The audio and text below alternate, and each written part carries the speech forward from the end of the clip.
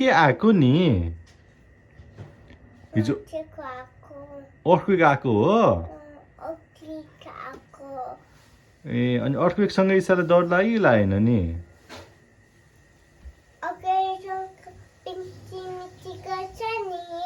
अर्थक्वेकसँग मिटिमिटी गर्छ अनि अर्थक्वेक आयो भने के गर्नुपर्छ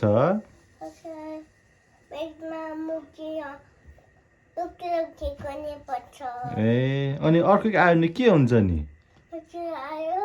के हुन्छ कसरी हल्लाउँछ खै यता यता बिचा आउनुहोस् कसरी हल्लाउँछ भन्नु गर्नुहोस् त त्यहाँ होइन अलिकति यता गर्नुहोस् न कसरी हल्लाउँछ अर्थक्वेक आयो भने त्यसै हल्लाउँछ